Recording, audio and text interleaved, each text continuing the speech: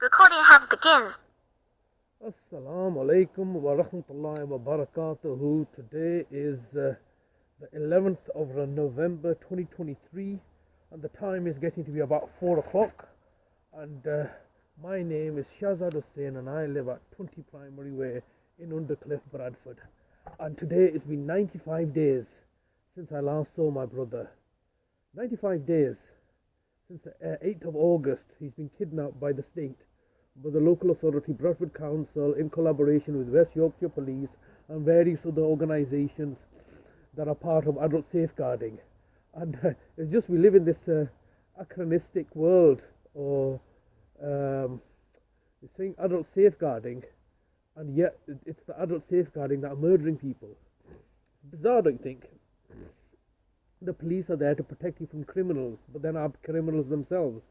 Who's going to protect you from the police when they act criminally? The hospitals are there to make you better, but they're the ones that are causing you to die and become sick. How bizarre is that? It sounds very oxymoronic that adult safeguarding, the word, is being utilized to effectively murder and kidnap and commit extortion and tyranny and malevolence. And so here we are today, 95 days later. I have absolutely no idea where my brother is. It's simply incumbent upon everybody to, to deal with me, but they're not. They're refusing to engage with me because obviously I'm recording everything and I'm publicizing it, and they don't want to come on record to answer some of my questions.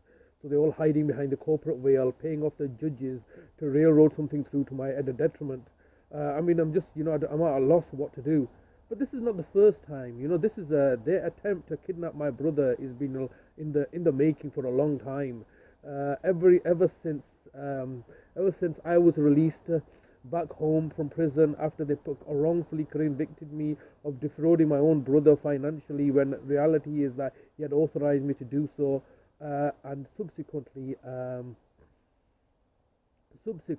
I've been so that was in July 2017, and then in 2018, in July 2018, a year later, my brother's situation had deteriorated where I raised a safeguarding alert to both the local authority and the Office of the Public Guardian because of the actions taken by the local authority and our nefarious brother Adalat to basically take control of my brother Talib's finances.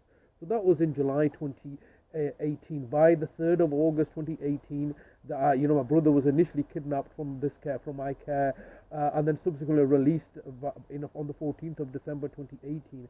And then they've been trying to grab him ever since then. They've been then concentrating on targeting and victimizing and depriving my mother of her rights and liberties, and eventually murdered her off from the 22nd. I think they started the court case proceedings, I think on the 12th of August, submitted it, got an order unilaterally on paper, judiciously, by District Judge Beckley on the 21st or 22nd of December. And then it's been 2018, and then it's been going on until she was finally murdered on the 22nd of January 2022.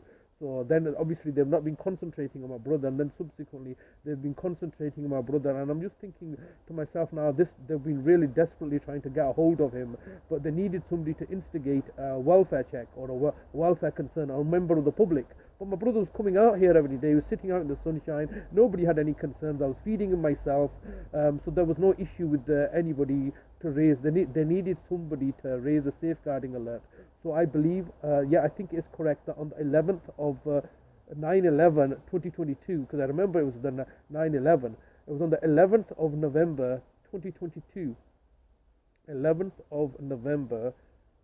No, sorry, 11th of September 2022 last year.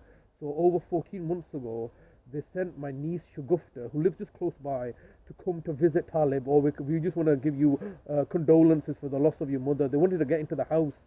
I refused to let them into the house because I knew exactly what they wanted. They desperately needed somebody to raise a safeguarding alert. So that failed. That attempt failed. And then I told my niece, we can come and meet at our restaurant somewhere. So we went to Mughal restaurant, I think in October sometime, on the start of October, the 7th of October, I think. So she had seen my brother. Yes, he lost a lot of weight, but he was not in any danger, so they could not get Shagufta to trigger the welfare check. By this time, the local authority had also worked with the housing association solicitors to get an injunction order for a gas safety inspector to come inside the property, and therefore then he could raise a safeguarding alert. I saw through this. I got a safety check myself done on the 10th of October last year, and by the 12th of October, when the gas safety inspectors came, I did not let them into the house. But coincidentally or ironically, they still raised a safeguarding alert. So Christopher Browell came down on of Friday the 14th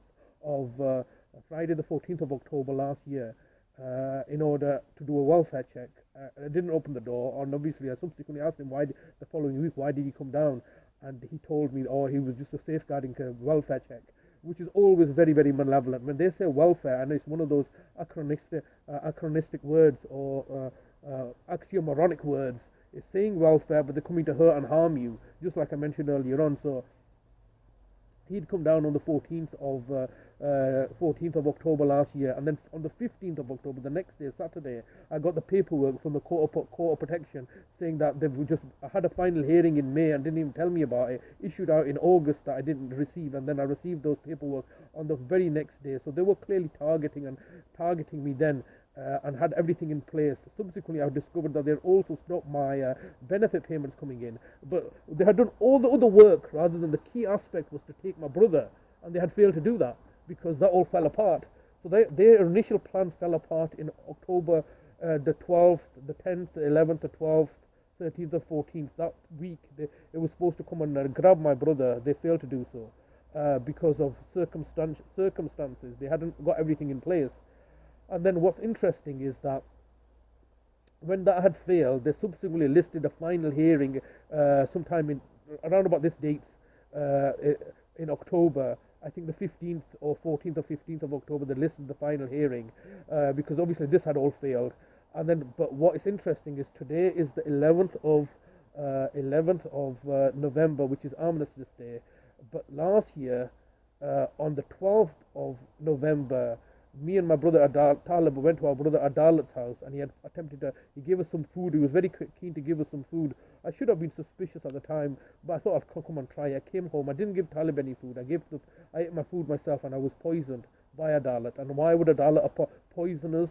It was always under the instructions of Bradford Council. So a year ago to the day, exactly a year ago, so on the 12th of November 2022, the local authority instructed our brother Adalat to poison both me and my brother Talib, because that would then allow us to seek medical attention.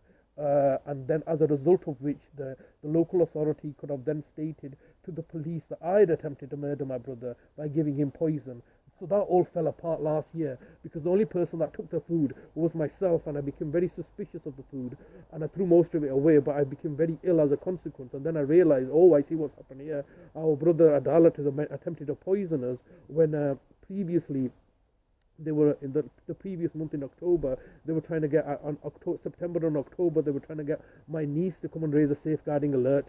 Adalat was unable to raise a safeguarding alert because we'd gone to see him, and obviously my brother Talib did not go to see him. I went in and got some food off him. You know, he actually came out to the car to give us the food. He didn't let us into the house, and as a consequence of which, my brother, no attempt. We didn't seek the attention of medical professionals because that's what they wanted us to do. They were trying to frame me.